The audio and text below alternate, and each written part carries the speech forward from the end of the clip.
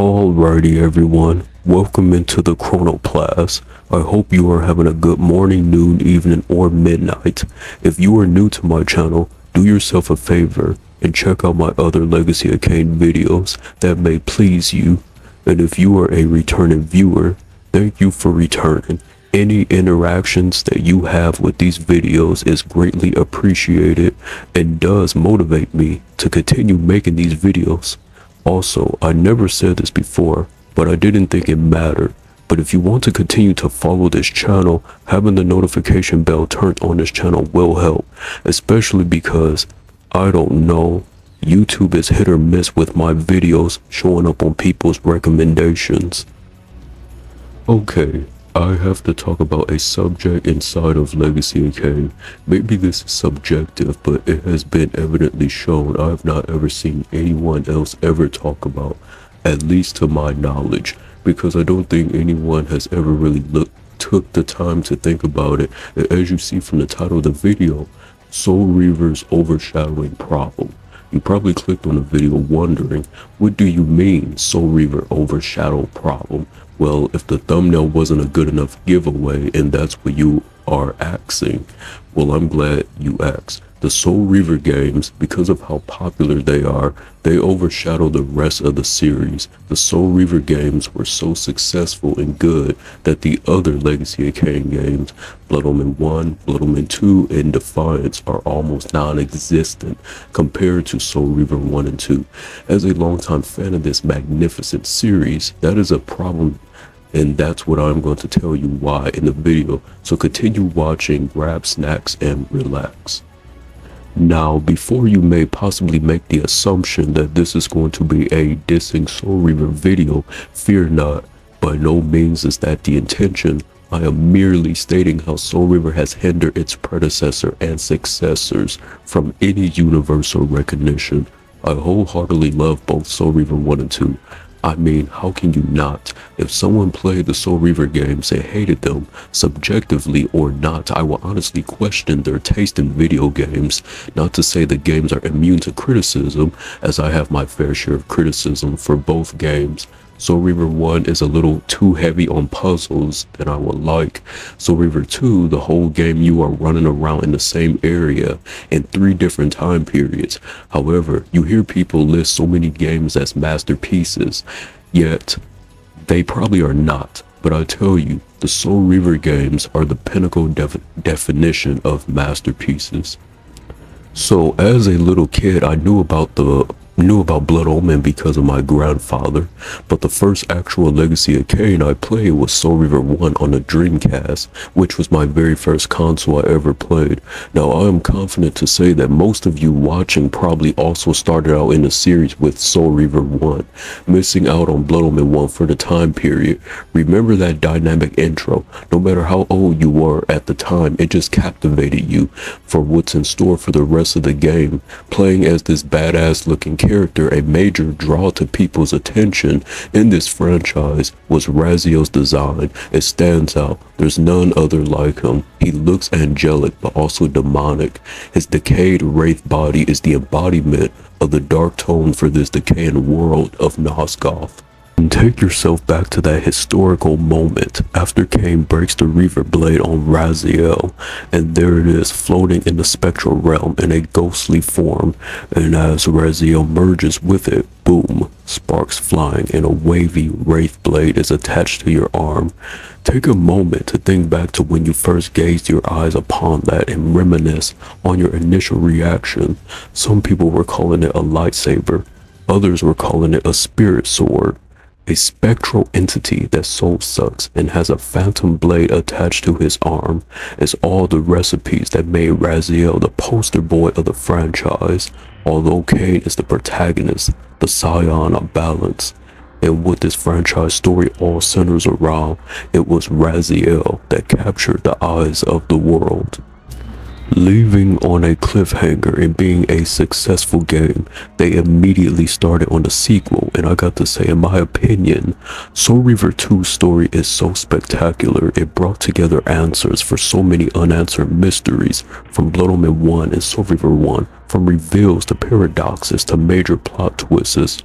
Soul Reaver 2's story is the best story in the series in my opinion.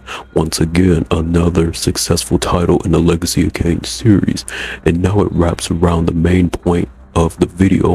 Where does that leave the rest of the series? Soul Reaver has set the bar so high in standards that the other games were lost in limbo, leaving Blood Omen 1 as the dark horse of the series, Blood Omen 2 as the black sheep of the series, and Defiance, the most underappreciated of the series.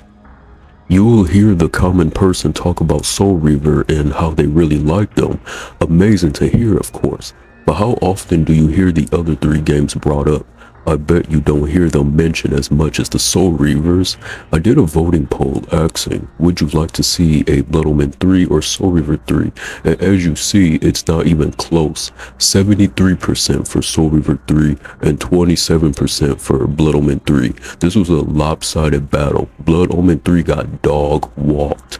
Personally, I don't exactly think a Soul Reaver 3 would even happen, especially with how Raziel's story concluded at the end of Defiance, but seeing the title Soul Reaver was going to win the people's vote anyways. I ultimately do Soul Reaver will win this. This was only a test, and seeing how it resulted, this shows how massively important the title Soul Reaver is. So at the end of the day, the series is called Legacy of Kain. My concerns are, if a Legacy of Kain does not have the title Soul Reaver in it, will it get recognition? Will it sell? Will people care? Because I think there's a separate group of fans. There's the fans of Legacy of Kain as a whole, and then there's just Soul Reaver fans, which are primarily the casual side. Some people probably don't even know the other games even exist. Picture this for a moment. A new Legacy of Kain game is coming out and the subtitle is any other name. Okay, it gets some attraction from the audience, sure. Now erase that and instead put Soul Reaver in the title. Tell me that would not get much more attention in game spotlight. That's why this is a bit concerning, because any future Legacy of Kain game could run the risk of underselling just from not having the title Soul Reaver in it.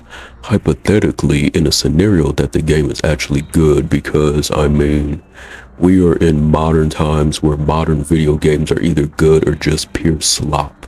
So that's already a challenge in itself.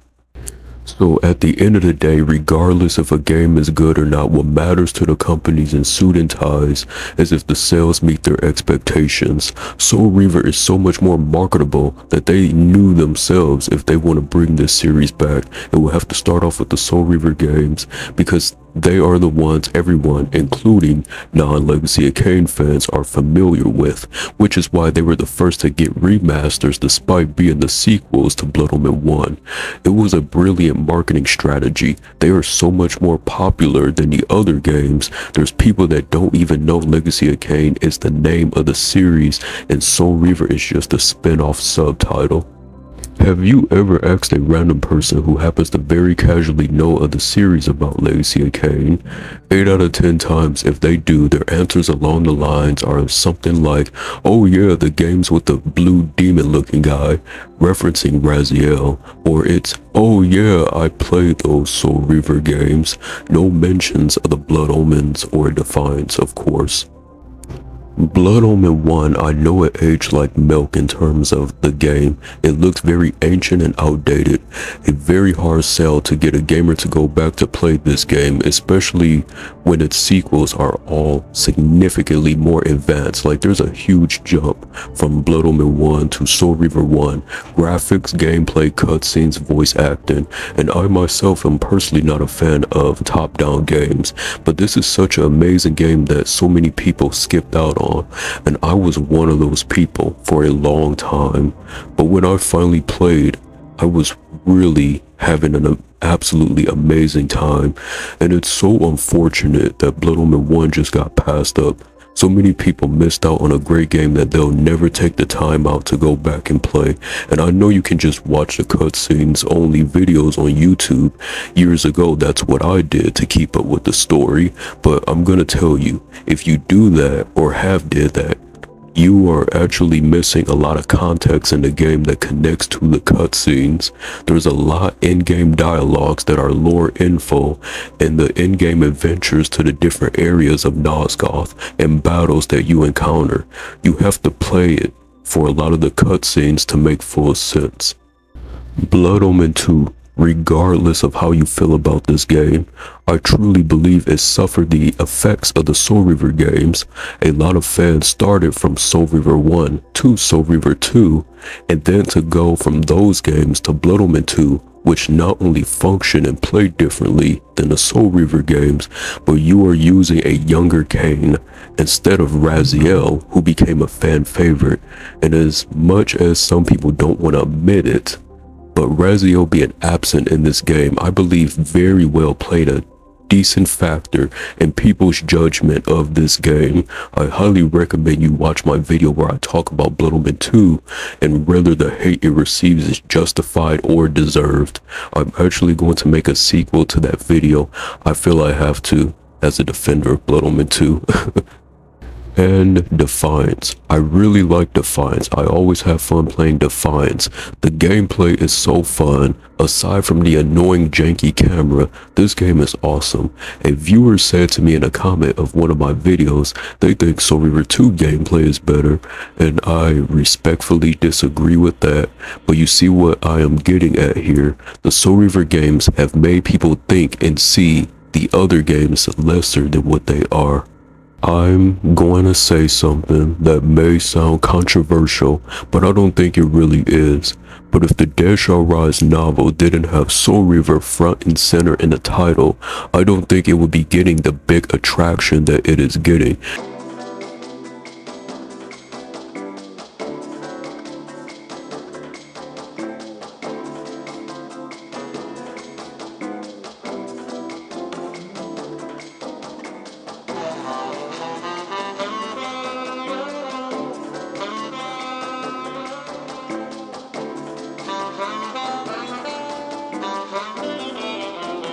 And no, that has nothing to do with whether the novel is going to be good or bad. I am very grateful to the people behind this novel to put this together. The resurrection of the series started with them. What I mean is the huge attention that it has garnered is primarily because it has Soul Reaver in the title. Would you like a demonstration to why I say that? Okay. There is another novel called Legacy of Kain, the Book of Nosgoth. Maybe I'm living too long in a cave, but as far as I've seen, the Book of Nosgoth is not getting nearly as much attention, as much coverage from other people, and is not being as talked about amongst the Legacy of Kain community as the Dead Shall Rise. And I wouldn't be surprised if some of you watching were not aware of this novel, which isn't your fault. The promotion on this should be a little bit better. But why exactly is that? Tell me, what is missing from the Book of Nosgoth? It does not have Soul Reaver in its title. The marketing name for any Legacy of Kain project that will even grab the casual's attention and money. Soul Reaver is in fact a victim of its own success. Soul Reaver has transcended so far for the series' success that it has caused harm to any Legacy of Kain title that isn't Soul Reaver. It's like when Raziel's future soul in a Reaver blade, after feeding so much times, its hunger turned on to Raziel himself. That's what Soul Reaver has done to the rest of the franchise, unfortunately. Again, I know this all may seem like a stretch at first hand, but when you look at the series in its entirety, I know that I'm not the only one who sees this, but it's not really ever addressed, and that's what I wanted to do. Listen, I love all of these games. Legacy of Kain is the only video game franchise where I love every game entry made so far. That is why, while I love the Soul Reaver games, I want the other games to get the recognition they deserve. This entire series is a superb series, one of, if not the greatest lore in video game history. This series has been absent for over 20 years, and we still have a whole book of stories, mysteries, and theories inside of it to talk about. So all I want is for people outside of this franchise to not only see Soul Reaver as the glory of Legacy of Kain, but to see the entire series of Legacy of Kain itself as glorious. So what do you think? I feel this is going to be a mixed bag on what people think about this. This has been a strong opinion that I've been feeling for years inside of this franchise and seeing the fan base and how they communicate and whatnot. So that's why if you watch, I want you to comment down your thoughts and opinion on this. Do you feel the other Legacy of Kain games are overshadowed by the Soul Reaver? Or do you not see it that way and I'm just one big crazy goofball? Let me know. That is all for this chapter. Have a good day. Until next time, take care.